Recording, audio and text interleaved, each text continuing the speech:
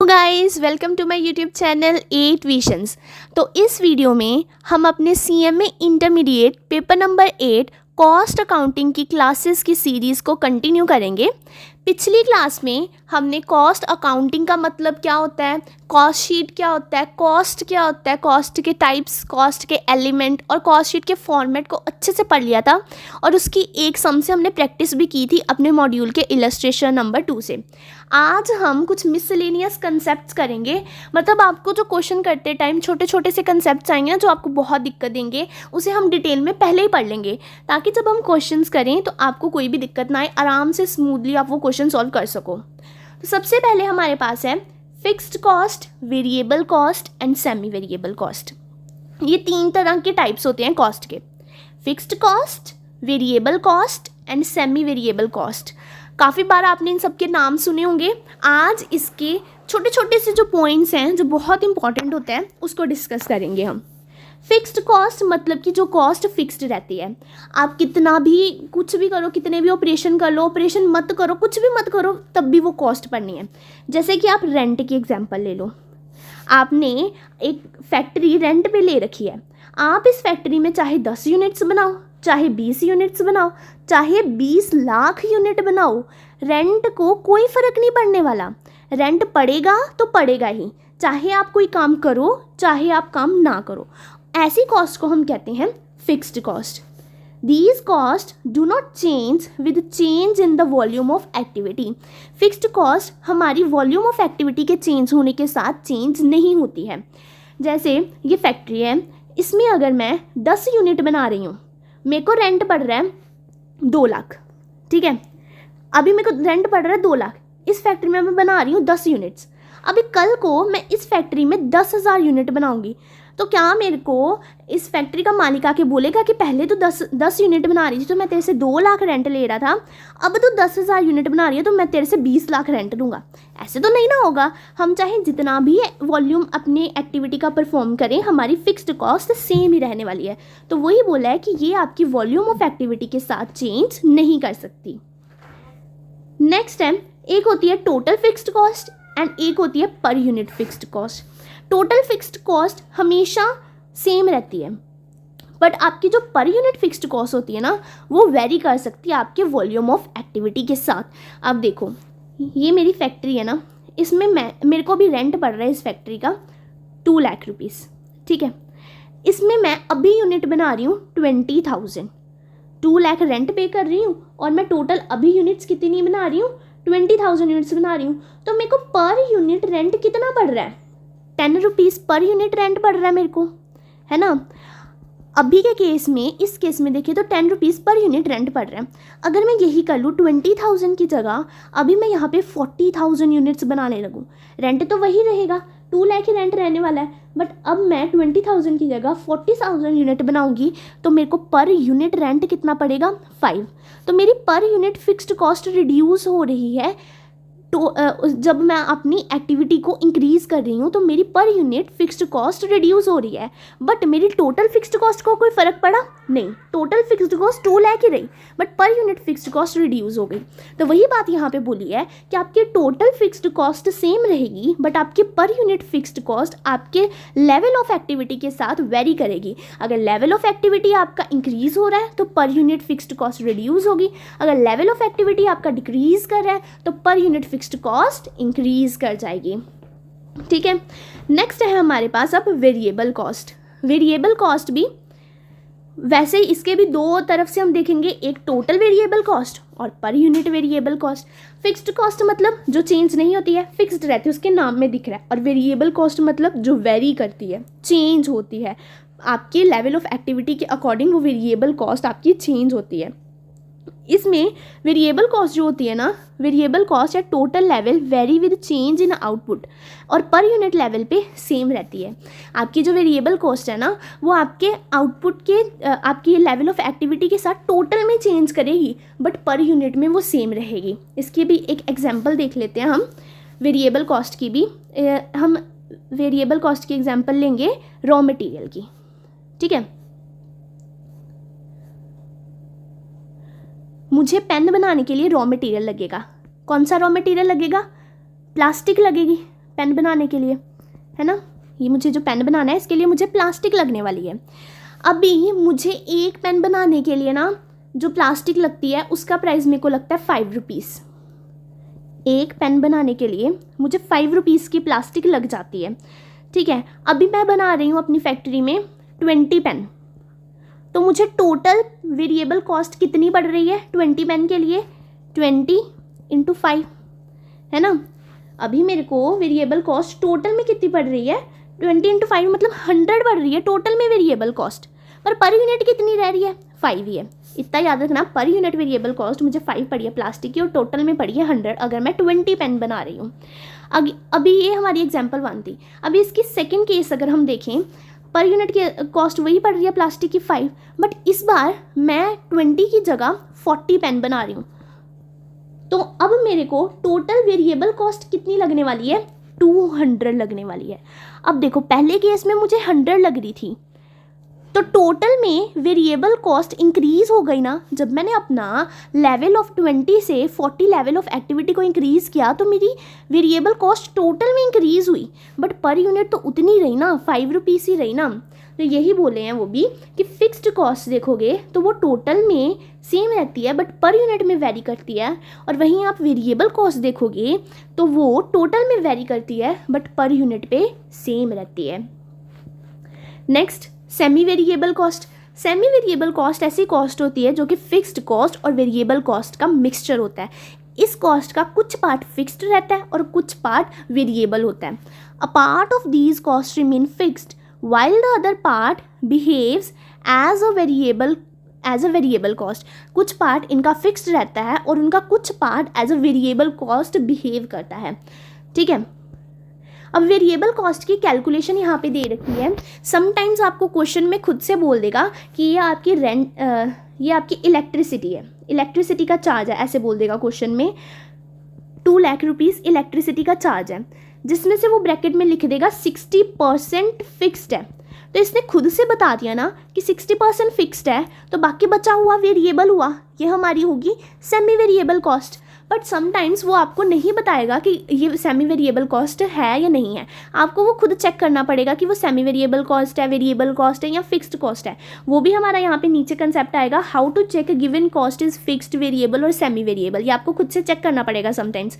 जब आप चेक करोगे तो आपको आप कैलकुलेट कैसे करोगे कि सेमी वेरिएबल में फिक्स्ड वाला पोर्शन कितना है और वेरिएबल वाला पोर्शन कितना है। तो उसकी कैलकुलेशन ऐसे होती है, जब आपको 2 ईयर्स का डेटा दे रखा है ना, जैसे 2020 का और 2021 का 2 ईयर्स का डेटा दे रखा है, उस केस में आप सेमी वेरिएबल कॉस्ट बड़ी आसानी से निकाल सकते हो। वेरिएबल कॉस्ट पर यूनिट आपको निकालनी है। सबसे पहले वो कैसे निकलेगी, change in cost divided by change in units. 2020 and 2021 का डेटा दे रखा है। कॉस्ट दे रखी है रेंट की हमें 2 लाख और 2 लाख, यहाँ पे 3 लाख दे रखी है, ठीक है। 2020 में 2 लाख और 2021 में 3 लाख दे रखी है, और यूनिट्स यहाँ पे दे रखी हैं 1000 और यहाँ पे 2000 दे रखी हैं। अभी आपको यहाँ से इससे निकालना है वेरिएबल कॉस्ट पर यूनिट। आपकी चेंज इन कॉस्ट कितना आ रहा है, 1 लाख का चेंज आ रहा है, और चेंज इन यूनिट्स कितना आ रहा है, 1000 का चेंज आ रहा है। Change in cost 1 lakh divided by change in units 1000, तो आपकी वेरिएबल कॉस्ट पर यूनिट निकल जाएगी 100 रुपीज़, ठीक है। वेरिएबल कॉस्ट पर यूनिट आ गई आपकी 100 रुपीज़। अभी आपकी टोटल नंबर ऑफ यूनिट्स इस साल कितनी, हमें इस साल की ही सेमी वेरिएबल कॉस्ट निकालनी है ना, तो इस साल की यूनिट्स कितनी थी, 2000 थी हमारी, है ना। और हमारी ये यूनिट्स टोटल थी, और वेरिएबल कॉस्ट पर यूनिट कितनी आई, 100। तो इसे मल्टीप्लाई कर देंगे ना 100 से, तो हमारी टोटल वेरिएबल कॉस्ट आ जाएगी। कितनी आ गई हमारी total variable cost, 2 lakh. Total variable cost आ गई, टोटल कॉस्ट थी 3 लाख, उसमें से हम अपनी variable cost total variable cost minus कर देंगे, तो बाकी बची 1 लाख हमारी फिक्स्ड कॉस्ट ही हुई ना। हमें वेरिएबल कॉस्ट भी मिल गई और फिक्स्ड कॉस्ट भी मिल गई। ऐसे हम कैलकुलेशन करते हैं जब हमें नहीं बताया कि कितना पोर्शन वेरिएबल है और कितना पोर्शन फिक्स्ड है, तो ऐसे हम पोर्शन कितना फिक्स्ड और कितना वेरिएबल है वो निकाल लेंगे, ठीक है। इसका आगे एक सम भी करेंगे, उससे हमें ज़्यादा अच्छे से क्लैरिटी आएगी। नेक्स्ट है, जहाँ तो आपको क्वेश्चन में लिख दिया ना कि ये रेंट है, रेंट तो आपको पढ़ के ही समझ आ रहा है कि ये फिक्स्ड रहने वाला है। कुछ एक्सपेंसेस ऐसे होते हैं ना जिनके नेचर आपको पढ़ के ही समझ आ जाएगी कि वो फिक्स्ड है। जैसे डेप्रिसिएशन है, फिक्स्ड है, लगेगी, आप चाहे ऑपरेशन करो ना करो डेप्रिसिएशन तो लगेगी भाई, एसेट तो डेप्रिशिएट होगा ही टाइम के साथ। वैसे कुछ एक्सपेंसेस आपको पढ़ के समझना पड़ेगा अपनी अंडरस्टैंडिंग से कि हाँ ये फिक्स्ड है, बट कुछ में आपको नहीं पता चलेगा कि वो फिक्स्ड है या वेरिएबल है, और आपको क्वेश्चन भी नहीं बता रहा है कि वो फिक्स्ड है या वेरिएबल है। उस केस में आपको कैसे चेक करना है, जब आपको 2 ईयर्स के डेटा दिए हैं तब आप ये चेक कर सकते हो।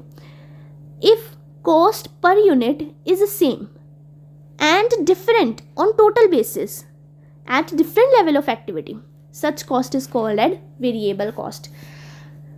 यहाँ पे आपको 2000 यूनिट्स बन रही हैं उसका डेटा दे रखा है, और यहाँ पे आपकी 1000 यूनिट्स बन रही हैं उसका डेटा दे रखा है।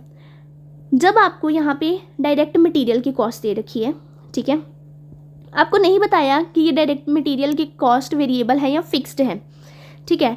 आपको यहाँ पे 2000 यूनिट्स का डेटा दे रखा है, 2 लाख कॉस्ट पड़ी है मटेरियल की, और 1000 यूनिट्स पे आपको 3 लाख कॉस्ट पड़ी है मटेरियल की। अभी आपको बताना है कि ये मटेरियल की कॉस्ट फिक्स्ड है कि वेरिएबल है। तो उस केस में आप कैसे चेक करोगे, अगर आपकी कॉस्ट पर यूनिट सेम है और टोटल लेवल पे डिफरेंट है। टोटल जब आपने किया, टोटल कितना था, 2 लाख थी और 3 लाख थी, टोटल लेवल पे डिफरेंट है ना। बट आपको अब पर यूनिट निकाल के देखना है। अगर पर यूनिट सेम आ रही है और टोटल लेवल पे डिफरेंट है, मतलब वो कॉस्ट हमारी वेरिएबल कॉस्ट है।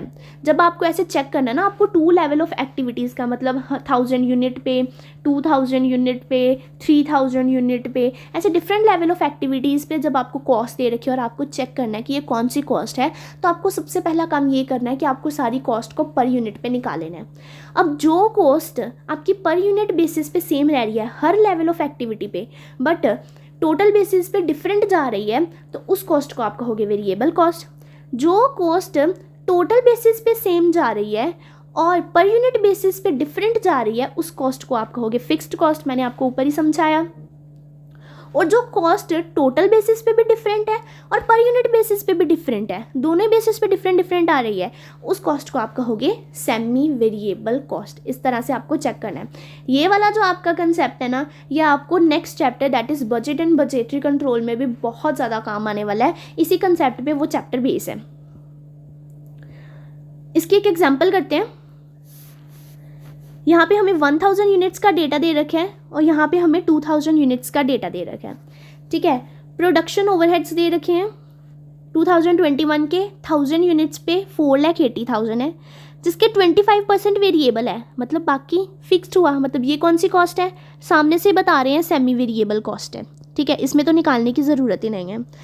एडमिन ओवरहेड्स है, मतलब एडमिनिस्ट्रेटिव ओवरहेड्स 75% फिक्स्ड है, मतलब बाकी वेरिएबल है, तो ये भी सेमी वेरिएबल कॉस्ट है, निकालने की ज़रूरत नहीं, चेक करने की ज़रूरत ही नहीं है। सेलिंग एंड डिस्ट्रीब्यूशन ओवरहेड 2021 में भी सेम है, मतलब 1000 यूनिट्स पे भी सेम है और 2000 यूनिट्स पे भी सेम है।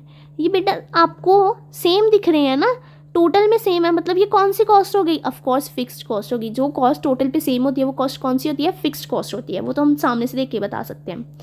नेक्स्ट आप रेंट देखोगे, टोटल में डिफरेंट है। अब इसे चेक करना पड़ेगा। यहाँ पे हमें खुद से कुछ नहीं बताया है कि ये वेरिएबल है, फिक्स्ड है, क्या है, इसे हमें चेक करना पड़ेगा जाके। इलेक्ट्रिसिटी, ये भी टोटल में डिफरेंट है पर हमें बताया नहीं है क्या है, तो इसे भी हमें चेक करना पड़ेगा पर यूनिट निकाल के।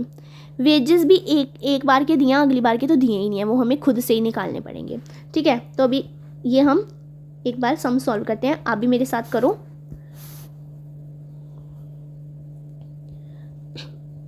यहाँ पे 1000 यूनिट की डिटेल दे रखी है।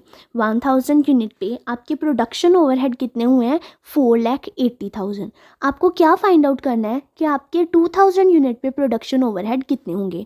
अब आप वो कैसे फाइंड आउट करोगे, आपको मैंने एक बात बोली थी कि वेरिएबल कॉस्ट पर यूनिट सारे लेवल ऑफ एक्टिविटी पे सेम होता है। आप चाहे 1000 यूनिट्स बना रहे हो, चाहे आप 2000 यूनिट्स बना रहे हो, बट आपकी वेरिएबल कॉस्ट सेम रहने वाली है। टोटल में वेरिएबल कॉस्ट वेरी करेगी, बट पर यूनिट की वेरिएबल कॉस्ट आपकी सेम रहने वाली है। तो हम एक काम करते हैं, 1000 यूनिट पे हमें पर यूनिट वेरिएबल कॉस्ट कितना लग रहा है वो हम फाइंड आउट कर सकते हैं ना। सोचो मुझे 1000 यूनिट पे पर यूनिट प्रोडक्शन ओवरहेड कितना लग रहा है, 20 लग रहा है। ठीक है, प्रोडक्शन ओवरहेड मुझे टोटल 1000 यूनिट पे 20 लग रहा है। अब इनमें से उसने क्या बोला कि इसमें से उसने बोला कि 25% जो है कॉस्ट हमारी वो वेरिएबल है। तो 20 का 25% कर लेंगे तो हमें वेरिएबल मिल जाएगा ना। 20 का 25% हुआ 5। इस 20 में से जो 5 है ये वेरिएबल हुआ, बाकी जो बचा 15 ये फिक्स्ड है। इसे अभी के लिए भूल जाओ, हमें वेरिएबल चाहिए था क्योंकि हमें पता है कि variable cost per unit same रहती है। तो हमें 2000 लेवल पे पर यूनिट वेरिएबल कॉस्ट कितनी लगने वाली है, 5 रुपीज़ लगने वाली है। पर यूनिट 5 लगने वाली है तो उसे अगर हम टोटल नंबर ऑफ़ यूनिट से मल्टीप्लाई कर देंगे, यानी कि 2 से मल्टीप्लाई कर देंगे, तो हमें टोटल वेरिएबल कॉस्ट मिल जाएगी ना। टोटल वेरिएबल कॉस्ट हमारी कितनी हो जाएगी, 10,000 हो जाएगी। हमें टोटल वेरिएबल कॉस्ट मिल गई। टोटल वेरिएबल कॉस्ट में प्लस कर देंगे टोटल फिक्स्ड कॉस्ट, तो हमें टोटल कॉस्ट मिल जाएगी ना। अब हमने वेरिएबल कॉस्ट निकालने का काम कर लिया है, उसके बाद हमारे पास क्या काम बचता है, फिक्स्ड कॉस्ट काम बचता है। अब आपने पर यूनिट फिक्स्ड कॉस्ट निकाली थी 15, बट हम इसका यूज़ नहीं करेंगे। क्यों? क्योंकि मैंने एक बात बोली थी कि वेरिएबल कॉस्ट पर यूनिट पे सेम रहती है but fixed cost total level पे सेम रहती है। एग्जाम्पल से समझाया था, रीज़न भी बताया था क्यों। तो फिक्स्ड कॉस्ट टोटल पे सेम रहने वाली है ना, तो हम फिक्स्ड कॉस्ट टोटल पे देखेंगे, पर यूनिट पे नहीं देखेंगे। और वेरिएबल कॉस्ट पर यूनिट पे देखेंगे, टोटल पे नहीं देखेंगे। ठीक है, अब टोटल पे फिक्स्ड कॉस्ट कितनी है, उन्होंने बोला 4,80,000 में से 25% वेरिएबल है, मतलब 75% हमारी फिक्स्ड होने वाली है ना। नॉर्मल सी बात है, अगर 25% वेरिएबल है तो मतलब 75% हमारी फिक्स्ड होने वाली है। तो 4,80,000 का हम 75% करेंगे तो हमारे पास आएगा 3,60,000। तो टोटल में हमारी फिक्स्ड कॉस्ट सेम रहने वाली है। अगर यहाँ पे 3,60,000 हमारी फिक्स्ड कॉस्ट है तो यहाँ पे भी तो 3,60,000 ही हमारी फिक्स्ड कॉस्ट रहेगी ना। तो ये था इसका कंसेप्ट कि अगर आपको ऐसे कॉस्ट निकालनी है नेक्स्ट ईयर की तो वो आपको कैसे निकालनी है।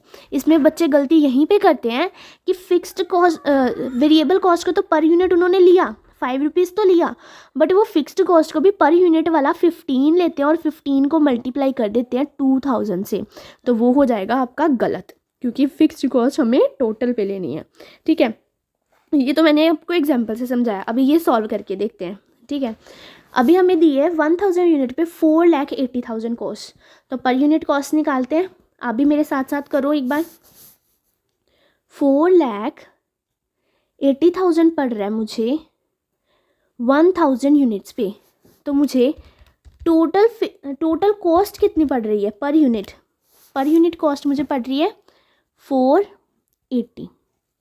ठीक है, ये पर यूनिट टोटल कॉस्ट है, इसमें फिक्स्ड पोर्शन भी है और वेरिएबल पोर्शन भी है। अभी देखते हैं इसमें से फिक्स्ड पोर्शन कितना है और वेरिएबल पोर्शन कितना है। उन्होंने क्या बोला कि 25% हमारा वेरिएबल पोर्शन है, तो इस 480 का हम 25% कर लेंगे, 120। तो 120 पर यूनिट वेरिएबल कॉस्ट आ गई, पर यूनिट मिल गई, तो इसे नंबर ऑफ यूनिट के साथ मल्टीप्लाई कर देंगे, टोटल वेरिएबल कॉस्ट मिल जाएगी। Total variable cost equals to 120 into 2000। ये मेरे पास आ गया 2,40,000। अभी total variable cost plus total fixed cost करोगे तो आपके पास क्या आ जाएगा, टोटल कॉस्ट। ये तो हमारा निकल गया, अब ये निकालना है हमें। अब ये कैसे निकलेगा, फिक्स्ड कॉस्ट टोटल बेसिस पे हमें लेनी है, वो तो हमने निकाली थी। 4,80,000 का 75% फिक्स्ड है ना, क्योंकि 25% वेरिएबल है, तो बाकी कितना बचा 75%। तो 75% फिक्स्ड है, तो 4,80,000 का 75% कर लेंगे तो आ जाएगा 3,60,000। तो टोटल कॉस्ट कितनी आ जाएगी, 3,60,000 प्लस वेरिएबल कॉस्ट हमारे पास कितनी आई थी, 2,40,000। तो इसे प्लस कर लेते हैं, 2,40,000 कितना आ जाएगा, 6 लाख हमारी कॉस्ट आ जाएगी। ठीक है, कॉस्ट निकल गई हमारी। प्रोडक्शन ओवरहेड हमारे कितने आ गए, 6 लाख। सिंपल था निकालना। अभी उसी तरह से आपको वीडियो पॉज करके ये एडमिनिस्ट्रेटिव ओवरहेड खुद से निकालना है। मैं निकलवाती हूँ, आप बस उसे चेक करना। ये एक बार खुद से करना ताकि आपकी प्रैक्टिस होगी, आपको समझ आएगा। आपको कहाँ पे नहीं समझ लगी है तो वो पॉइंट आप पीछे करके वीडियो फिर से एक बार देख लेना। नेक्स्ट उन्होंने अभी हमें दिया है administration overhead. Administration overhead 1000 unit पे पढ़ रहे हैं, 1,60,000। उन्होंने बोला 2000 यूनिट पे हमें फाइंड करके बताओ। कैसे निकालेंगे, ये सेमी वेरिएबल कॉस्ट है क्योंकि उन्होंने बोल दिया कि 75% फिक्स्ड है, मतलब बचा हुआ 25% क्या है, वेरिएबल है। तो हमें फ़िक्स्ड कॉस्ट पता चल गई कितनी, 1,60,000 की। डायरेक्ट 75% कर दो, फिक्स्ड कॉस्ट तो हमें पता चल गई 1,20,000 रहने वाली है। अब हमें निकालनी है वेरिएबल कॉस्ट और फिर हमारी निकल जाएगी टोटल कॉस्ट। यहाँ पे लिख लेते हैं सबसे पहले फिक्स्ड कॉस्ट हमारी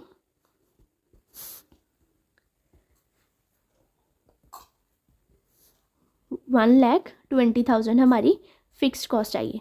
अब हमें निकालनी है वेरिएबल कॉस्ट। वेरिएबल कॉस्ट निकालने के लिए क्या करना पड़ेगा, पर यूनिट कॉस्ट निकालनी पड़ेगी क्योंकि वेरिएबल कॉस्ट पर यूनिट पे सेम रहती है। तो 1,60,000 डिवाइड 1000 यूनिट हम करेंगे तो पर यूनिट टोटल कॉस्ट हमें मिलेगी। 1,60,000 डिवाइड 1000 यूनिट्स करेंगे तो पर यूनिट कॉस्ट हमें मिल गई 160। टोटल कॉस्ट है बट इसमें से कुछ पोर्शन वेरिएबल है। कौन सा पोर्शन वेरिएबल है, इसका सिर्फ 25% ही वेरिएबल है। 1,60,000 40 रुपीज़ हमारा वेरिएबल कॉस्ट आई per unit. Total variable cost कितनी आ जाएगी, 40 इंटू 2000 यूनिट्स पे हमने निकालनी है ना, 80,000 आ गई। टोटल कॉस्ट कितनी आ जाएगी, 80,000 प्लस फिक्स कॉस्ट थी हमारी 1,20,000। ये हमारी आ जाएगी टोटल कॉस्ट 2 लाख। ठीक है, यहाँ पे हम लिख देंगे अब अपनी टोटल कॉस्ट 2 लाख। नेक्स्ट अब क्या दिया है हमें, सेलिंग एंड डिस्ट्रीब्यूशन ओवरहेड। अब हमें तो यहाँ पे पता ही नहीं चल रहा है कि ये फिक्स्ड है कि वेरिएबल है, क्योंकि यहाँ पे तो डिटेल दी थी ना कि 25% वेरिएबल है, मतलब बाकी बचा हुआ फिक्स्ड होगा। तो हमने पहले ही मैंने बताया था कि ऐसी कॉस्ट जिसका कुछ पोर्शन फिक्स्ड हो और कुछ पोर्शन वेरिएबल हो, उस कॉस्ट को हम सेमी वेरिएबल कॉस्ट कहते हैं। तो यहाँ पे तो डायरेक्टली दिख रहा था कि 25% वेरिएबल है और 75% फिक्स्ड है, मतलब सेमी वेरिएबल कॉस्ट है। बट यहाँ पे तो कुछ भी नहीं बता रहे हैं कि ये कौन सी कॉस्ट है, तो हमें चेक करना पड़ेगा। चेक कैसे करते हैं, पर यूनिट निकाल के चेक करते हैं। बट यहाँ पे पर यूनिट निकालने की ज़रूरत नहीं है क्योंकि हमें एक और चीज़ दिख गई है कि ये टोटल लेवल पे सेम है। टोटल लेवल पे सेम कॉस्ट मतलब वो कॉस्ट कौन सी होती है, फिक्स्ड कॉस्ट होती है। तो यहाँ पे भी 2,40,000 है, यहाँ पे भी 2,40,000, वो तो सेम ही रहेगी। नेक्स्ट रेंट, इसमें तो आपको फाइंड आउट करना था ना, इसमें इन तीनों में आपको बस चेक करना है कि ये कॉस्ट कौन सी है। ये मैंने इसलिए डाला है, ये मैंने खुद से सम बनाया है, ये आपको समझाने के लिए बनाया है सिर्फ, इसे कुछ सॉल्व करने की ज़रूरत नहीं है। यहाँ पे आपको नेक्स्ट ईयर का फाइंड आउट करनी थी और यहाँ पे आपको सिर्फ चेक करके बताना है कि ये कौन सी कॉस्ट है। अभी रेंट की हमें चेक करनी है कि ये कौन सी कॉस्ट है। 5 लाख और 10 लाख टोटल पे तो सेम नहीं है, मतलब फिक्स्ड कॉस्ट तो नहीं है, तो अब हमें चेक करना पड़ेगा कौन सी कॉस्ट है। कैसे चेक करेंगे, सबसे पहले हम क्या करेंगे, पर यूनिट कॉस्ट निकाल लेंगे दोनों ईयर्स की। तो निकाल लेते हैं फटाफट।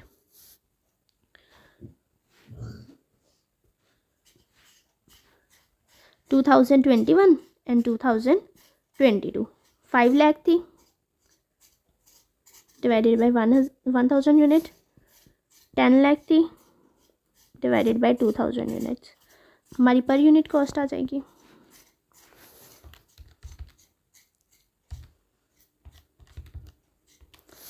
ये पर यूनिट आ गई हमारी 500।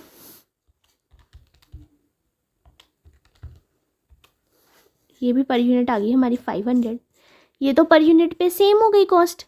जो कॉस्ट पर यूनिट पे सेम हो वो कौन सी कॉस्ट होती है? वेरिएबल कॉस्ट होती है। तो मतलब ये हमारी कॉस्ट कौन सी है? वेरिएबल कॉस्ट है। ठीक है, नेक्स्ट अब जाते हैं। नेक्स्ट हमें दिया हुआ है इलेक्ट्रिसिटी चार्जेस दिए हैं 2 लाख और 3 लाख दिए हुए हैं।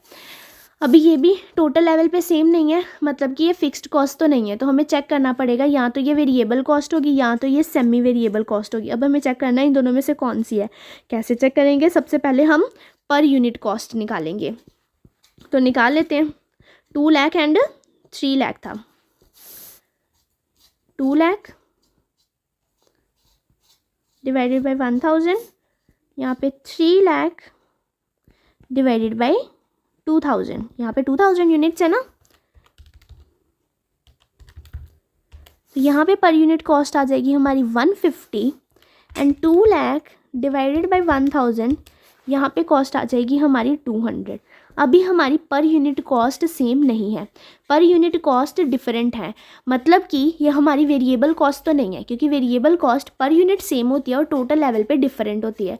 पर ये तो टोटल लेवल पे भी डिफरेंट है और पर यूनिट पे भी डिफरेंट है। मतलब ये कौन सी कॉस्ट हुई हमारी? ये हुई हमारी सेमी वेरिएबल कॉस्ट। पहले हमने देखा कि हमें एक ईयर की कॉस्ट दी थी, उससे हम सेकेंड ईयर की कॉस्ट कैसे निकाल सकते हैं।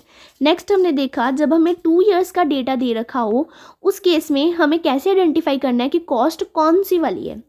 अभी थर्ड भी वही वाला पॉइंट है, एक ईयर की कॉस्ट दे रखी है, थर्ड ईयर की हमें खुद से निकालनी है। ये वाला आप खुद से करके देखना और मुझे कमेंट में आंसर बताना। नेक्स्ट टॉपिक पे चलते हैं, increase and decrease in cost. अब जैसे आपको यहाँ पे ये जो कॉस्ट दे रखी है ना, ये 4,80,000, ये कॉस्ट में इंक्रीज़ हुआ 6 लाख का। बट समटाइम्स ना आपको क्वेश्चन में बोल देगा कि आपकी 4,80,000 कॉस्ट है, आपकी पर यूनिट कॉस्ट ना 2021 में जितनी थी ना, आपकी पर यूनिट कॉस्ट 5% से इंक्रीज़ होगी 2022 में। तो जैसे आपने यहाँ पे पर यूनिट कॉस्ट निकाली ना, यहाँ पे हमने पर यूनिट कॉस्ट कितनी निकाली थी? वेरिएबल कॉस्ट कितनी निकाली थी? 120 निकाली थी पर यूनिट वेरिएबल कॉस्ट, है ना। तो यहाँ पे इस केस में क्या बोल देगा कि आपकी वेरिएबल कॉस्ट 2022 में 5% से इंक्रीज़ होने वाली है। तो हमने जो 120 पर यूनिट कॉस्ट निकाली थी ना, इसे हम प्लस करेंगे 5% से, मतलब ये 5% से इंक्रीज़ होगी, तब हमारी आएगी 2022 की पर यूनिट वेरिएबल कॉस्ट। फिर उसे हम मल्टीप्लाई करेंगे 2000 यूनिट के साथ, फिर हमारी टोटल वेरिएबल कॉस्ट निकलेगी। ऐसा होगा उस केस में। एक बार इसकी भी एग्जाम्पल वगैरह देके इसे अच्छे से हम समझ लेते हैं। कॉस्ट में इंक्रीज़ या डिक्रीज़ कैसे होगा? वेरिएबल कॉस्ट इज़ इंक्रीज़ या decrease on per unit basis. जो हमारी वेरिएबल कॉस्ट है ना, वो इंक्रीज़ करेंगी या डिक्रीज़ करेगी कहाँ पे? पर यूनिट बेसिस पे। क्योंकि मैंने आपको पहले ही समझाया, बार बार वही बात बता रही हूँ कि variable cost per unit same रहती है और टोटल में वेरी करती है। तो इसलिए वेरिएबल कॉस्ट को पर यूनिट हम इंक्रीज़ या डिक्रीज़ करेंगे, बट फिक्स्ड कॉस्ट को हम टोटल बेसिस पे इंक्रीज़ या डिक्रीज़ करेंगे। ठीक है, अब यहाँ पे हमें एग्जाम्पल दे रखी है, कॉन्टिन्यूएशन ऑफ एग्जाम्पल 1। ये जो हमने पहले एग्जाम्पल 1 पढ़ी ना, उसका आगे हम फिर से उसे, उसमें पहले हमने क्या किया था कि हमें 1000 यूनिट पे, ये 1000 यूनिट पे हमें डिटेल्स दे रखी थी ना, ये 1000 यूनिट पे डिटेल्स दे रखी थी, हमें 2000 यूनिट पे निकालनी थी, है ना। बट उसमें कोई भी चेंज, इंक्रीज़ या डिक्रीज़ नहीं था हुआ वेरिएबल कॉस्ट या फिक्स्ड कॉस्ट में, बट इसमें चेंज हो रहा है। तो चेंज को कंसिडर करके 2000 यूनिट्स की क्या कॉस्ट आएगी वो हमें निकालनी है। ठीक है, सबसे पहले क्या दिया है हमें? प्रोडक्शन ओवरहेड्स दे रखा है, 25% वेरिएबल है, मतलब ये कौन सी कॉस्ट है हमारे पास? सेमी वेरिएबल कॉस्ट है ये। उन्होंने क्या बोला कि variable overhead will increase by 5%, fixed overhead will increase by 33%, wage rate वाला तो हम अलग से ही देखेंगे, वेज वाला हम पूरा ही अलग से देखने वाले हैं। ये इंपॉर्टेंट कंसेप्ट रहता है, ये बच्चों को अक्सर समझ भी नहीं आता है। पहले हम ये वाले फर्स्ट 2 देखते हैं। उन्होंने क्या बोला कि सारे जितने भी वेरिएबल ओवरहेड है ना, वो सारे 5% से बढ़ेंगे एंड जितने भी फिक्स्ड ओवरहेड हैं वो 33% से बढ़ेंगे। ठीक है, तो हम अपना सबसे पहले जो हमने पहले किया था ना, हमने क्या बोला था कि जो वेरिएबल ओवरहेड है वो पर यूनिट सेम रहते हैं। तो मतलब कि यहाँ पे हम अपना वेरिएबल ओवरहेड पर यूनिट निकालेंगे, वही variable overhead per unit same रहने वाला है। क्योंकि जो वेरिएबल ओवरहेड होते हैं वो हर लेवल ऑफ एक्टिविटी पे पर यूनिट सेम रहते हैं, टोटल में वेरी करते हैं। तो पर यूनिट हम निकाल लेंगे तो हमें मिल जाएगा कि 2000 यूनिट पे पर यूनिट वेरिएबल कॉस्ट कितनी लगने वाली है। फिर उसे 2000 से मल्टीप्लाई कर देंगे तो मेरे पास टोटल वेरिएबल कॉस्ट आ जाएगा, है ना। तो हम सबसे पहले वो निकाल लेते हैं, per unit variable cost 4,80,000 divided by 1000, 480। इसमें से वेरिएबल कितना हमने निकाला था 25%, कितना आ गया 480 का 25% 120 आ गया हमारे पास वेरिएबल कॉस्ट पर यूनिट। अभी 2000 लेवल ऑफ यूनिट्स पे भी वेरिएबल कॉस्ट पर यूनिट यही रहने वाली है, 120 रहने वाली है। बट उन्होंने क्या बोला कि आपको वेरिएबल कॉस्ट को इंक्रीज़ करना है 5% से। तो जितनी हमारी वेरिएबल कॉस्ट आई है ना वो 2000 लेवल ऑफ एक्टिविटी पे 5% से इंक्रीज़ कर जाएगी। तो मुझे 120 प्लस 5% करना पड़ेगा, तब आएगी मेरी 2000 लेवल पे वेरिएबल कॉस्ट कितनी आ गई 126 आ गई। पर यूनिट वेरिएबल कॉस्ट आ गई। आपको क्या करना है 120 प्लस 5% करना है, परसेंट ज़रूर दबा देना। अगर आप ऐसे कर दोगे ना 120 प्लस 5 तो वो तो 125 आ जाएगा, बट वो 5% से इंक्रीज़ कर रही है। इसका भी आपको मैं छोटे से लॉजिक बता देती हूँ क्यों, जिनको नहीं पता है। उन्होंने बोला कि 5% से इंक्रीज़ करेगी, मतलब 120 का 5% इतना इंक्रीज़ करेगा। 120 का 5% कितना होता है 6 होता है। तो 120 प्लस 6 होगा और 126 आएगी। अगर आप 120 प्लस 5 कर दोगे तो वो आप 120 का 5% नहीं कर रहे हो, आप तो नॉर्मल 5 प्लस कर रहे हो, ठीक है।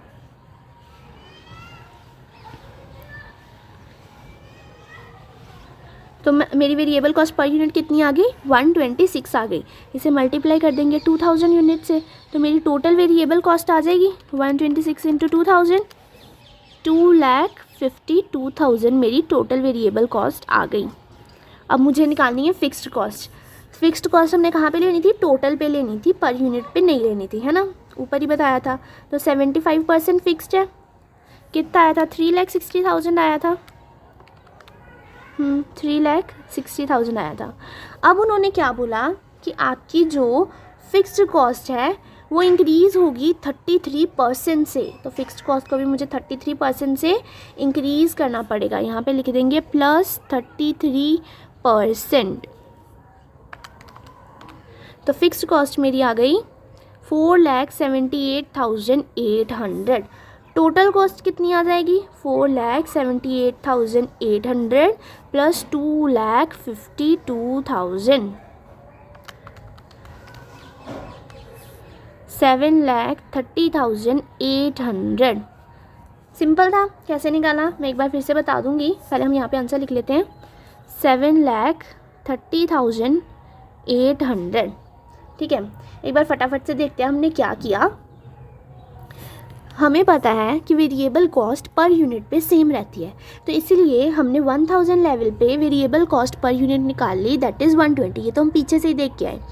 फिर उन्होंने क्या बोला कि आपकी जो वेरिएबल कॉस्ट है ना वो 5% से इंक्रीज़ होगी। तो हमने अपनी वेरिएबल कॉस्ट को 5% इंक्रीज़ कर दिया, तो पर यूनिट वेरिएबल कॉस्ट आ गई 2000 लेवल ऑफ यूनिट्स पे। उसे मल्टीप्लाई कर दिया 2000 से, तो मेरे पास टोटल वेरिएबल कॉस्ट आ गई। फिर उन्होंने बोला कि आपकी जो फिक्स्ड कॉस्ट है वो 33% से इंक्रीज़ होगी। तो फिक्स्ड कॉस्ट हमने देखा था कि टोटल लेवल पे सेम रहती है, तो इसलिए हमने 4,80,000 का 75% किया, तो मेरे पास फिक्स्ड कॉस्ट आ गई 3,60,000। बट 2000 लेवल ऑफ यूनिट पे वो 33% से इंक्रीज़ करेगी, तो हमने 33% से इंक्रीज़ कर दिया। और फिर हमने निकाल ली यहाँ पे total cost, fixed cost plus variable cost, ये हमारी आ गई टोटल कॉस्ट, ठीक है। अभी नेक्स्ट पॉइंट है हमारे पास एडमिन ओवरहेड्स। ये भी सेमी वेरिएबल कॉस्ट है, जैसे आपने पुराना किया वैसे ही होगा। अब ये आपका होमवर्क है, ये आप खुद से करोगे और इसका आंसर मुझे कमेंट में बताओगे। नेक्स्ट है आपका सेलिंग एंड डिस्ट्रीब्यूशन ओवरहेड, पूरे ही फिक्स्ड है। यहाँ पे लिखा हुआ है ना फिक्स्ड, ये पूरे फिक्स्ड है, सेमी वेरिएबल नहीं है, फिक्स्ड कॉस्ट है ये हमारे, फिक्स्ड कॉस्ट है ये हमारे पास, है ना। तो फिक्स्ड कॉस्ट मैंने क्या बोला टोटल लेवल पे सेम ही रहती है, बट यहाँ पे उन्होंने क्या बोला है कि फिक्स्ड कॉस्ट 33% से इंक्रीज़ होगी, तो 2,40,000 प्लस 33% कर देंगे, है ना, 2,40,000 प्लस 33%, तो ये हमारे पास फिक्स्ड कॉस्ट कितनी आ गई, 3,19,200। ठीक है, ये आपका है होमवर्क। अभी नेक्स्ट पॉइंट है, इंपॉर्टेंट पॉइंट है, ये ध्यान से समझना, थोड़ा सा ट्रिकी होता है ये पॉइंट। आपको वेजेस दे रखी हैं 8 लाख, और उन्होंने वेजेस का क्या बोला है, wage rate will go up by 5%, wage rate आपका इंक्रीज़ होगा 5% से, along with increase in overall direct labour efficiency by 12%। यही लाइन आपको समझनी है, increase in overall direct labour efficiency by 12%। उन्होंने बोला कि आपका वेज रेट 5% से बढ़ेगा, उसके साथ साथ आपकी डायरेक्ट लेबर की जो एफिशिएंसी है वो भी 12% से बढ़ रही है। तो इसका ट्रीटमेंट कैसे होगा कि अगर हमारी वेज रेट 5% से बढ़ रही है और साथ में डायरेक्ट लेबर की एफिशिएंसी 12% से बन रही है। अब देखो कि हमारी 8 लाख की थी वेजेस 8 लाख की थी, है ना।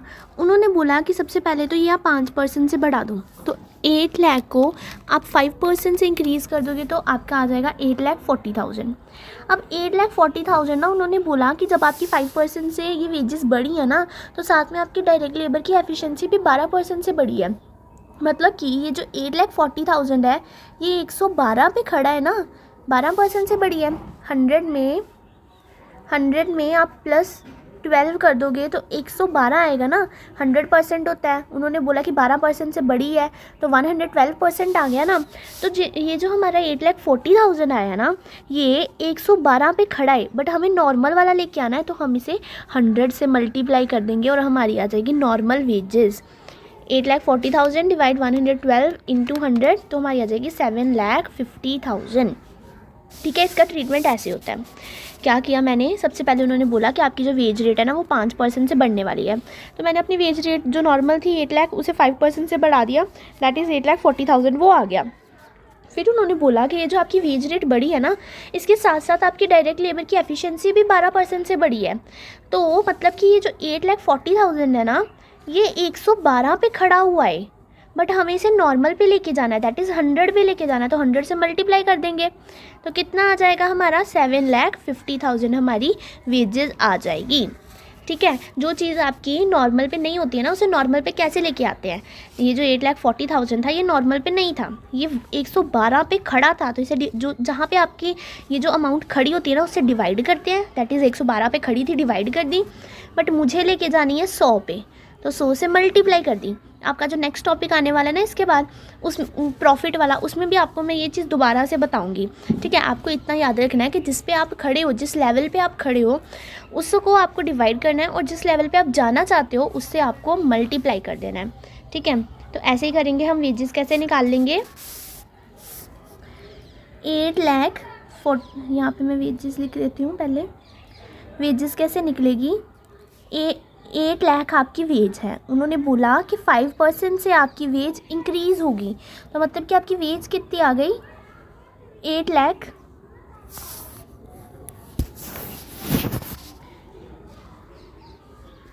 आपकी वेज कितनी आ गई, 8,40,000। बट ये जो 8,40,000 है ना, आपकी वेज आ गई 8 लाख प्लस 5%, 8,40,000। बट आप ये 8,40,000 कहाँ पे खड़े हो, 112 के लेवल पे खड़े हो। आपको जाना कहाँ पे है, 100 लेवल पे। 112 के लेवल पे क्यों खड़े हो, क्योंकि आपकी जो लेबर की एफिशिएंसी है वो 12% से इंक्रीज़ हुई है, तो 112 पे आप खड़े हो, आपको जाना है 100 लेवल पे। तो 8,40,000 को डिवाइड करेंगे 112 से, मल्टीप्लाई करेंगे 100 से, तो हमारी वेज कितनी आ जाएगी, 7,50,000। ये हमारी वेज आ गई। यहाँ पे लिख देंगे हम 7,50,000। ठीक है, ये था हमारा next topic, that is increase और डिक्रीज़ इन कॉस्ट। हमने सबसे पहले पढ़ा कि आपको अगर फिक्स्ड कॉस्ट और वेरिएबल कॉस्ट और सेमी वेरिएबल कॉस्ट एक लेवल पे दे रखी है तो दूसरे लेवल पे आप कैसे जा सकते हो। Fixed cost, variable cost and semi variable cost का मीनिंग एंड डिफरेंस भी पढ़ा। उसके बाद अगर आपकी कॉस्ट में इंक्रीज़ या डिक्रीज़ हो रही है तो आपको कैसे उसकी ट्रीटमेंट करनी है वो भी हमने पढ़ लिया है। अब हमने नेक्स्ट पढ़ना है अपना topic, calculation of closing stock. अभी क्लोजिंग स्टॉक की क्या कैलकुलेशन कहती है, देखो बेटा, इसमें ना दो केसेस बनते हैं। If in a question value of closing stock is given then use that value for preparing a cost sheet. अगर जैसे हमने सेकंड क्वेश्चन देखा था, जो हमने एक इलस्ट्रेशन सेकंड प्रैक्टिस की थी बुक के मॉड्यूल से अपने, तो उसमें हमें क्लोजिंग स्टॉक की वैल्यू दे रखी थी, क्लोजिंग इन्वेंट्री की वैल्यू दे रखी थी ना। अगर तो क्वेश्चन में क्लोजिंग स्टॉक की वैल्यू दे रखी है तो उसे डायरेक्ट उठाओ और अपने कॉस्ट शीट प्रिपेयर कर लो। बट अगर क्वेश्चन में क्लोजिंग स्टॉक की वैल्यू नहीं दे रखी है, उस केस में आपके दो केसेस बन सकते हैं। If the value of closing stock is not given but the units of closing stock is given. आपको क्लोजिंग स्टॉक की यूनिट्स दे रखी हैं, आपको वैल्यू नहीं बताई, आपको इतना बता दिया कि क्लोजिंग स्टॉक में 2000 यूनिट है। अब आप क्लोजिंग स्टॉक की क्या वैल्यू लोगे, वो आपको कैसे फाइंड करना है वो हम देखने वाले हैं। या समटाइम्स क्वेश्चन में ऐसे हो सकता है कि आपकी ना सेल्स क्वांटिटी आपकी जो प्रोडक्शन है ना, प्रोडक्शन बोल देगा कि आपकी हुई थी प्रोडक्शन 5000 यूनिट की, बट आपकी सेल्स हुई है 4000 यूनिट की, और कुछ भी नहीं बताया, ये नहीं बताया आपको कि आपके क्लोजिंग स्टॉक में इतनी यूनिट्स पड़ी है। बट आपको देख के समझना पड़ेगा, अगर आपकी प्रोडक्शन 5000 की हुई है और सेल्स 4000 की हुई है तो पीछे बची तो है ना कुछ ना कुछ यूनिट्स, 1000 यूनिट बची हुई है ना, तो ये आपका क्लोजिंग स्टॉक ही है।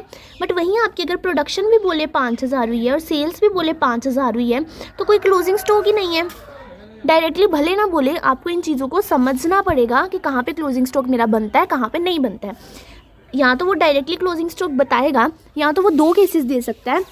एक केस में वो आपको क्लोजिंग स्टॉक की यूनिट्स बता देगा और आपको वैल्यू फाइंड करनी पड़ेगी।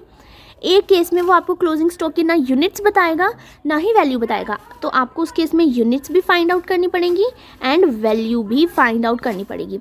यूनिट्स फाइंड आउट करना तो मैंने अभी आपको सिखा दिया, जितनी आपने प्रोडक्शन की है, मतलब जितना आपका आउटपुट इनपुट निकला है आपका, उसमें से आपको अपनी सेल्स माइनस कर लेनी है, तो आपको पता चल जाएगा कि क्लोजिंग स्टॉक में कितनी यूनिट्स हैं।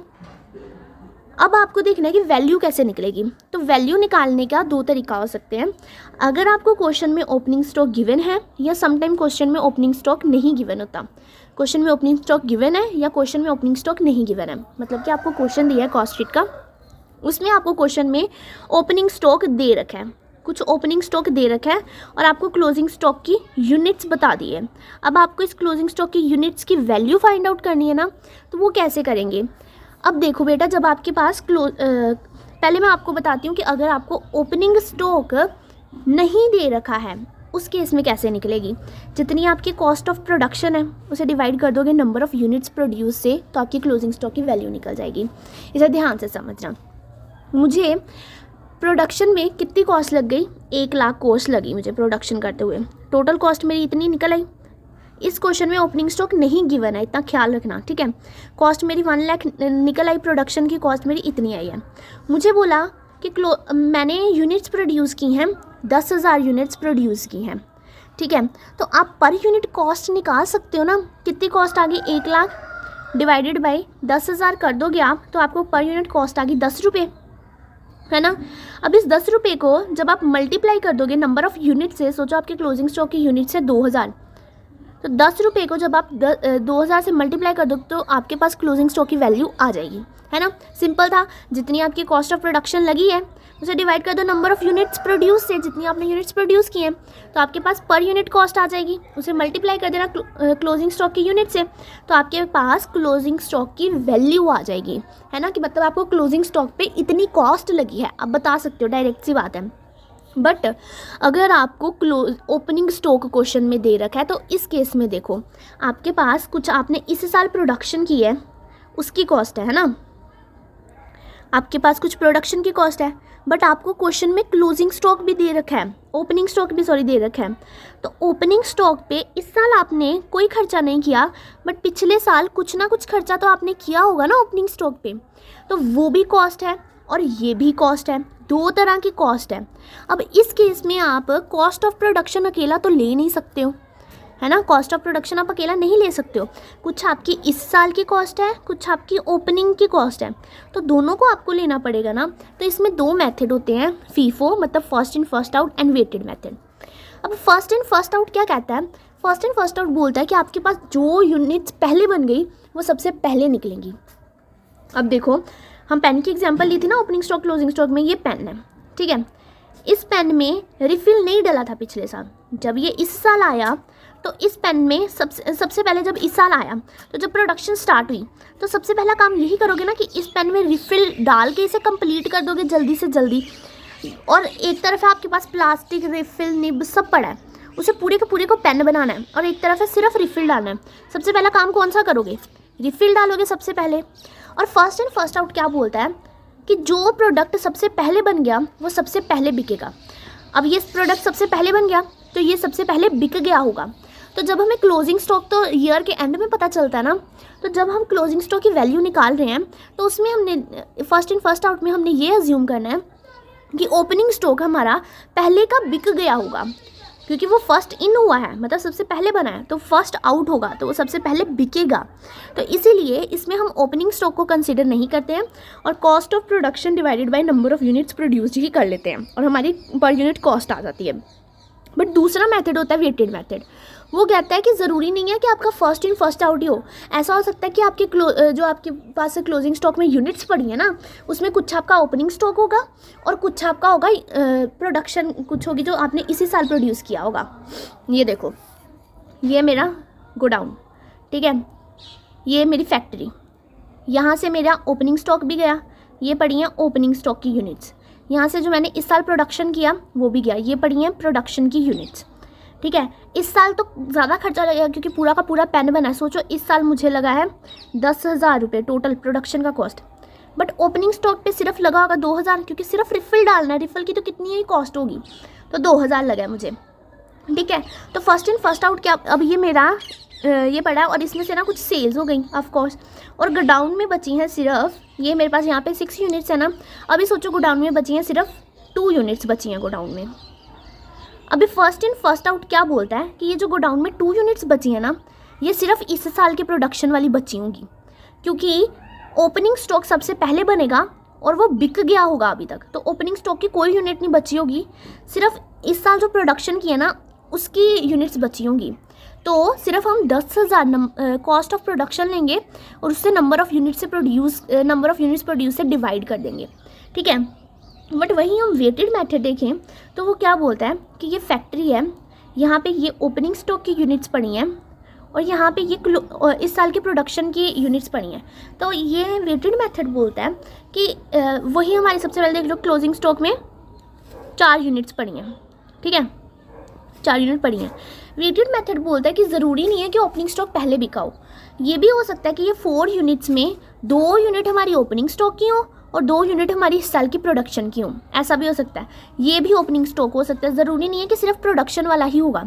तो इस केस में हम क्या करते हैं, cost of production plus cost of opening stock दोनों के कॉस्ट को प्लस करते हैं, ठीक है, सिर्फ कॉस्ट ऑफ प्रोडक्शन नहीं लेते हैं। और फिर डिवाइड ऑफ कोर्स किससे करेंगे, number of units produced plus number of units in opening stock, तो ही हमें पर यूनिट कॉस्ट मिलेगी ना, फिर उसे क्लोजिंग स्टॉक से मल्टीप्लाई कर देंगे, ठीक है। लॉजिक वाली बात थी, सिंपल सी बात थी कि फर्स्ट इन फर्स्ट आउट में बोलता है कि क्लोजिंग स्टॉक में सिर्फ इस साल के प्रोडक्शन वाली यूनिट्स होंगी, तो इसीलिए हम सिर्फ कॉस्ट ऑफ प्रोडक्शन लेके पर यूनिट कॉस्ट निकालेंगे।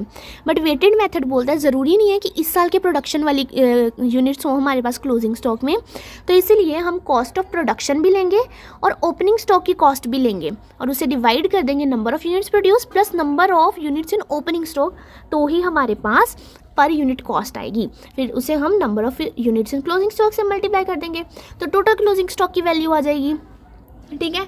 ये था आपका क्लोजिंग स्टॉक का कंसेप्ट। नेक्स्ट है आपका प्रॉफिट।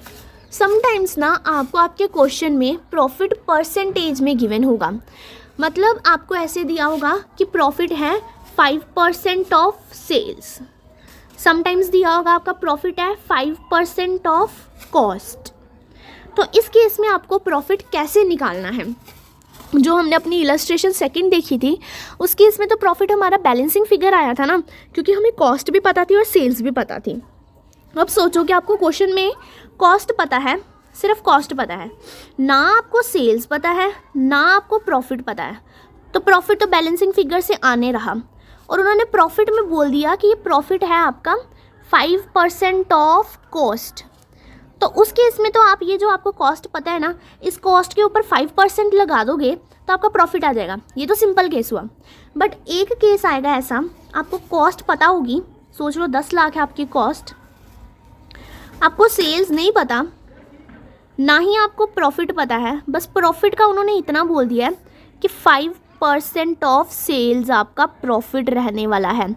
अब 5% ऑफ सेल्स, यार मुझे तो सेल्स ही नहीं पता है, तो मैं किसके ऊपर ये परसेंट लगाऊं? तो उस केस में हम कैसे निकालेंगे, अब हम वो देखने वाले हैं। ठीक है, आपको दो तरह से प्रॉफिट दे सकते हैं, या तो प्रॉफिट ऑन सेल्स या प्रॉफिट ऑन कॉस्ट, अभी बताया मैंने। सबसे पहले हम देखते हैं प्रॉफिट ऑन सेल्स के ऊपर। ठीक है, sales is not given in question but cost of sales is given in question, या फिर दूसरा केस होता है sales is given in question, ये ऐसे है। ठीक है, उन्होंने क्या बोला कि आपको प्रॉफिट दे रखा है परसेंटेज ऑन सेल्स, सेल्स के ऊपर परसेंटेज आपको प्रॉफिट दे रखा है, और आपको क्वेश्चन में सेल्स भी दे रखी है। फिर तो सिंपल सी बात है, जैसे मैंने अभी बोला था, आपको सेल्स पता है, आपकी सेल्स है 10 लाख, आपको पता है आपको क्वेश्चन में सेल्स दे रखी है। ठीक है, और आपको प्रॉफिट दे रखा है 10% ऑफ सेल्स, है ना। तो इस 10 लाख के ऊपर आप 10% लगाओगे तो आपका प्रॉफिट निकल जाएगा। ये तो सिंपल सा केस हुआ। बट अगर आपको क्वेश्चन में सेल्स नहीं पता है बट कॉस्ट ऑफ सेल्स पता है, मतलब कि जैसे मैंने बताया था आपको कॉस्ट ऑफ सेल्स पता है 10 लाख है, आपको सेल्स नहीं पता है, और आपको क्वेश्चन में बोल दिया आपका प्रॉफिट है 10% ऑफ सेल्स, तो इस केस में आप क्या करोगे? ये रही आपकी एग्जाम्पल, प्रॉफिट है आपका 10% ऑफ सेल्स और कॉस्ट ऑफ सेल्स है आपकी 2,40,000। तो ये निकालने के ना दो तरीके हैं मेरे पास, आपको जो तरीका सही लगे ना आप वो वाला देख लेना। मैं आपको दोनों बताऊंगी, जो आपको ईजी लगे, ईजीली समझ आए, वही वाला करना आप। उन्होंने क्या बोला, प्रॉफिट है 10% ऑफ सेल्स, बट हमें सेल्स नहीं पता है, हमें कॉस्ट ऑफ सेल्स पता है 2,40,000। तो इस केस में क्या करेंगे, ये देखो हमारा क्या फॉर्मूला होता है, नॉर्मल सा फॉर्मूला देखो क्या होता है, कॉस्ट प्लस प्रॉफिट करेंगे तो हमारे पास क्या आ जाएगी, सेल्स की वैल्यू आ जाएगी ना, कॉस्ट प्लस प्रॉफिट करेंगे। अब हमें क्वेश्चन में प्रॉफिट फाइंड आउट करना है, कॉस्ट पता है बट सेल्स नहीं पता है। ठीक है, इसको ही आपको लेके चलना है। तो कॉस्ट ऑफ सेल्स है मेरी 2,40,000। ठीक है, प्लस क्या करना है आपको, प्रॉफिट। प्रॉफिट कितना दे रखा है, 10% ऑफ सेल्स, बट हमें सेल्स तो पता ही नहीं है, तो सेल्स को हम अज्यूम कर लेंगे x। ठीक है, सेल्स को हमने क्या अज्यूम कर लिया, let the sales be x। तो हमें प्रॉफिट कितना दे रखा है, 10% ऑफ सेल्स, मतलब 10% of x equals to sales होना ना, cost of sales plus profit equals to sales आने वाला है, सेल्स क्या है, x। ठीक है, तो ये इक्वेशन कैसे बन जाएगी, 2,40,000 plus 0.10x equals to x। ये ऐसी इक्वेशन बन गई। फिर इसे सॉल्व कर लो, 2,40,000 plus 0.10x equals to x, है ना। तो इसे सॉल्व कर लो, इसको x को ले जाओ इधर, दोनों x को इधर ले जाओ, नॉर्मल मैथमेटिक इक्वेशन जैसे सॉल्व करते हैं, x एक तरफ आ जाएंगे, तो जब ये प्लस में है तो इधर जाएगा तो क्या हो जाएगा, माइनस में हो जाएगा। x minus 0.10x equals to 2,40,000, ये आ गया 0.9x, ये आ गया 2,40,000। सेल्स कितनी आ गई, x को यहीं रहने दिया ना हमने और इसे नीचे ले गए, है ना। तो 2,40,000 डिवाइड 0.9, सेल्स आ गई मेरी 2,66,667। प्रॉफिट कितना आ जाएगा, 2,66,667 सेल्स है, उसका 10% कर देंगे तो हमारे पास प्रॉफिट आ जाएगा। ये नॉर्मल जैसे हम मैथ्स में बचपन में सीख के आए हैं ना, ये वही वाला है। एक्स एज्यूम कर लो सेल्स को और इक्वेशन में पुट करके पूरी वैल्यू निकाल लो। बट जिसे ये समझ नहीं आता, एक्स वगैरह सब समझ नहीं आते हैं, उसके लिए मेरे पास दूसरा मेथड भी है। इसमें क्या बोलते हैं कि आपकी सेल्स है 10%, उन्होंने क्या बोला कि आपका प्रॉफिट कितना है, 10% ऑफ सेल्स, 10% ऑफ आपका प्रॉफिट कितना है, 10% ऑन सेल्स है ना, सेल्स के ऊपर 10%। 10% कैसे लिखते हैं, 10 डिवाइडेड बाई 100, 0 से 0 कट गया, क्या बचा, 1 डिवाइडेड बाई 10, 1 डिवाइडेड बाई 10। उन्होंने बोला 10% ऑफ सेल्स है, तो कॉस्ट पे कितना हो जाएगा। अब हमें क्वेश्चन में उन्होंने बोला 10% ऑफ सेल्स दिया हुआ है उन्होंने प्रॉफिट, बट हमें सेल्स तो पता नहीं है, तो कैसे करें, बट हमें कॉस्ट ऑफ सेल्स पता है। तो अगर हमें पता चल जाए ना कि कॉस्ट ऑफ सेल पे कितनी परसेंट लगनी चाहिए, अगर सेल्स पे 10% है तो कॉस्ट ऑफ सेल्स पे कितनी परसेंट लगनी चाहिए, तो हम ये सॉल्व कर पाएंगे। सीधे कॉस्ट ऑफ सेल्स के ऊपर परसेंटेज निकालेंगे और मेरा प्रॉफिट आ जाएगा, है ना। तो कॉस्ट ऑफ सेल्स के ऊपर परसेंट कैसे निकालेंगे, अगर 1/10 सेल्स के ऊपर है, अभी सेल्स आगे आता है और पीछे आता है कॉस्ट, है ना, सेल्स आगे आता है और पीछे आएगा ना इसके कॉस्ट, तो हमें आगे से पीछे जाना है ना, तो आपको माइनस करना है, बट आपको अगर पीछे से आगे आना है तो आपको प्लस करना होगा। मैं बताती हूँ कैसे, ये देखो मेरे पास 1/10 था सेल्स के ऊपर, बट मुझे सेल्स से जाना है कॉस्ट के ऊपर। यहाँ पे सेल्स होती है, यहाँ पे कॉस्ट होती है, यहाँ पे प्रॉफिट होती है ना, ऐसे ही होता है ना कॉस्ट शीट में। अभी मुझे सेल्स से पीछे जाना है कॉस्ट के ऊपर, तो पीछे जाना है तो क्या करना है, माइनस, इतना ख्याल रखना। अगर पीछे जाना है तो करना है माइनस, बट अगर कॉस्ट से सेल्स पे आना है तो करना है प्लस। ये चीज़ तो भी ख्याल में रखो, ठीक है। अगर सेल्स से पीछे जाना है तो माइनस, अगर कॉस्ट से आगे सेल्स पे आना है तो प्लस करना है आपको, ठीक है मैम। इतना पता चल गया, माइनस करना है क्योंकि हमें पीछे जाना है, बट माइनस किससे माइनस करना है। आपको 1/10 दिया हुआ था सेल्स के ऊपर, तो कॉस्ट के ऊपर आपको कैसे निकालना है, 1/10 माइनस डिनोमिनेटर में आपको माइनस करना है अपना न्यूमिरेटर, डिनोमिनेटर में आपको माइनस करना है अपना न्यूमिरेटर, ठीक है। तो 10 - 1 कर देंगे हम 1/9, ठीक है। इतना याद रखो कि अगर आपको सेल्स से पीछे जाना है कॉस्ट पे तो आपको करना है माइनस, बट आपको माइनस क्या करना है, डिनोमिनेटर में आपको माइनस करना है न्यूमिरेटर, डिनोमिनेटर में आपको क्या माइनस करना है, न्यूमिरेटर। तो ये हमारा आ गया 1/9 ऑन कॉस्ट। तो हमें कॉस्ट कितनी दे रखी थी, 2,40,000, हमें कॉस्ट के ऊपर प्रॉफिट का परसेंटेज पता चल गया 1/9, तो कॉस्ट को 1/9 से मल्टीप्लाई कर दो तो आपका प्रॉफिट आ जाएगा, ठीक है। अगर सोचो आपको वही कॉस्ट ऑफ सेल्स दे रखा है 2,40,000, सेल्स आपको नहीं पता है, बट आपको प्रॉफिट दे रखा है 15% का, उस केस में आप क्या करोगे, सेल्स के ऊपर है आपका 15%, मतलब कि 15/100, तो आपको भी सेल्स से पीछे जाना है कॉस्ट पर, तो कॉस्ट के ऊपर आपका कितना आ जाएगा, 15/100 से आपको पीछे जाना है, तो मतलब आपको माइनस करना है। अब आपको माइनस क्या करना है मैम, माइनस करना है डिनोमिनेटर में, न्यूमिरेटर हमें माइनस करना है। डिनोमिनेटर क्या है 100, न्यूमिरेटर क्या है 15, तो डिनोमिनेटर में न्यूमिरेटर माइनस कर देंगे, तो क्या आ जाएगा 15/85।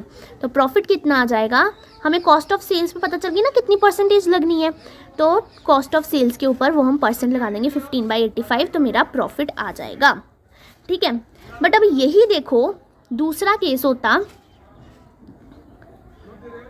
एक मिनट, हाँ ये रहा, दूसरा केस होता, आपको क्वेश्चन में बोला है परसेंटेज ऑन कॉस्ट, आपको सेल्स गिवन है बट कॉस्ट नहीं गिवन है।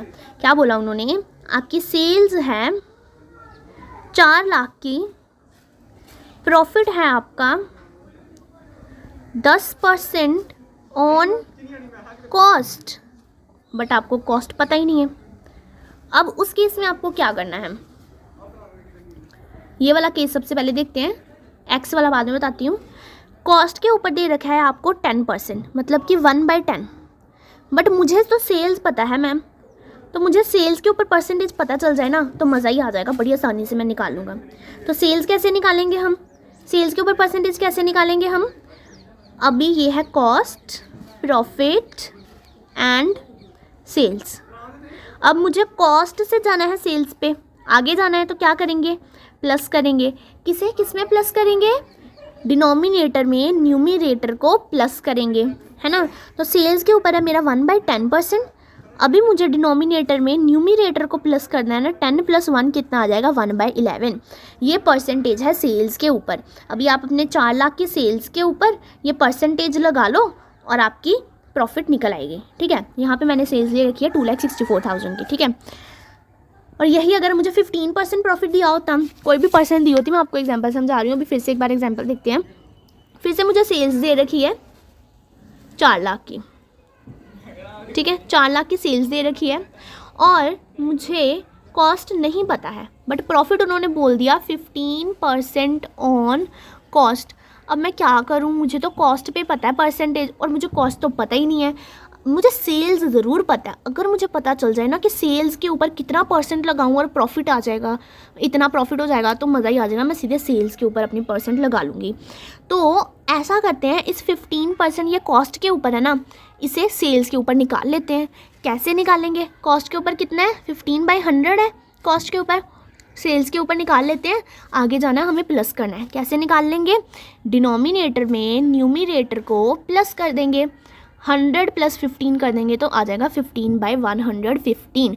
ये हो जाएगा मेरा सेल्स के ऊपर अगर हम परसेंटेज लगाएंगे तो ये हो जाएगा मेरा प्रॉफिट। तो सेल्स के ऊपर हमने परसेंटेज लगाई और ये मेरा आ जाएगा प्रॉफिट। ठीक है, नॉर्मल था, सिंपल था। अब अगर हम दूसरे मेथड से देखें, अपने एक्स वाले मेथड से, तो उसमें कैसे करना है। अब क्या फॉर्मूला होता है, sales equals to cost plus profit, है ना। अब मुझे सेल्स पता है 2,64,000, प्रॉफिट पता है 10% ऑन कॉस्ट, बट मुझे कॉस्ट ही नहीं पता है, तो कॉस्ट को हम एज्यूम कर लेंगे x और प्रॉफिट कितना हो जाएगा 0.10x। फिर इस इक्वेशन को सॉल्व कर लेंगे और हमारा प्रॉफिट और सेल्स कॉस्ट दोनों आ जाएगी। ठीक है, ये था हमारे प्रॉफिट की ट्रीटमेंट। यहाँ तो हमें प्रॉफिट परसेंटेज ऑन सेल्स दिया होगा, यहाँ तो परसेंटेज ऑन कॉस्ट दिया होगा। तो इसमें भी 2 केसेस हो सकते हैं। अगर सेल्स पे दिया है आपको परसेंट और सेल्स ही गिवन है तो सिंपल है। अगर आपको कॉस्ट पे परसेंट दिया है और कॉस्ट ही गिवन है तो सिंपल है। बट अगर आपको कॉस्ट पे परसेंट दिया है और कॉस्ट नहीं गिवन है, उस केस में आपके पास 2 मेथड है, यहाँ तो एक्स वाला लगाओ, यहाँ तो प्लस माइनस वाला लगाओ। और उसी सिमिलरली अगर मुझे परसेंटेज ऑन सेल्स दिया है और मुझे सेल्स ही नहीं पता है, तो उस केस में भी आपके पास 2 मेथड है, यहाँ तो एक्स वाला लगाओ, यहाँ तो प्लस माइनस वाला लगाओ और वैल्यू फाइंड आउट कर लो। और इसी के साथ हमारा कॉस्ट शीट चैप्टर ख़त्म होता है। कॉस्ट शीट की हमने कॉस्ट शीट प्रिपरेशन देख ली, इंट्रोडक्शन देख ली कॉस्ट अकाउंटिंग की, और जितने भी मिसलेनियस कंसेप्ट्स हो सकते हैं वो सब हमने देख लिए हैं। अब हमें सिर्फ मॉड्यूल की इलस्ट्रेशंस की प्रैक्टिस करनी है। मैं चाहती हूँ कि ये वाला हम मॉड्यूल कल की क्लास में करें। आपने जो भी आज ये मिसलेनियस कंसेप्ट देखा है ना, इसे एक बार अच्छे से रिवाइज़ करो, खुद एक बार एक एग्जाम्पल लेके खुद से सॉल्व करके देखो, नोट्स बना लो जिसे बनाने हैं, और फिर ना एक बार इसे अच्छे से रिवाइज़ करने के बाद ना मॉड्यूल खोलो और सारी इलस्ट्रेशन की खुद प्रैक्टिस करके देखो। जो तो बन गई वेल एंड गुड है, जो नहीं बनी मैं तो कल की क्लास अपलोड करूँगी, सारी ही इलस्ट्रेशन सॉल्व करवाऊँगी। आप वो वाली स्पेसिफिक इलस्ट्रेशन जाके देख लो कि मैंने कहाँ पे गलती कर दी है। अगर आप डायरेक्ट मेरी वीडियो देखने बैठ जाओगे ना इलस्ट्रेशन की, तो बेटा आपकी प्रैक्टिस होगी नहीं, आपको पता नहीं चलेगा आपका कहाँ पे कंसेप्ट वीक रह रहा है। अगर आप खुद से इलस्ट्रेशन प्रैक्टिस करोगे, आप देखोगे कि मुझे ये वाला पॉइंट भूल गया, तो आप फिर से वापस इसी वीडियो पर आना और इस वीडियो को देखना कि मैम ने क्या कंसेप्ट बताया था, और फिर दोबारा खुद से सम सॉल्व करने की कोशिश करना। अगर फिर भी ना निकले, फिर मेरी मॉड्यूल की इलस्ट्रेशन वाली वीडियो देखना। इससे आपका टाइम भी बचेगा, आपकी प्रैक्टिस भी हो जाएगी और साथ साथ में रिवीजन भी होगी। तो हम मिलते हैं अभी कल की क्लास में मॉड्यूल इलस्ट्रेशन के साथ। उससे पहले आप होमवर्क ज़रूर करना, आपको एक सेपरेट वीडियो मिल जाएगी सारी क्लासेस के बाद, होमवर्क वीडियो। सबको अपना होमवर्क करके मेरे को व्हाट्सएप पे DM करना है, मैं आपका सबका होमवर्क चेक करूँगी। ठीक है, तब तक के लिए बाय बाय। चैनल सब्सक्राइब कर देना, वीडियो लाइक कर देना एंड अपने फ्रेंड्स के साथ शेयर ज़रूर करना। Take care, bye bye.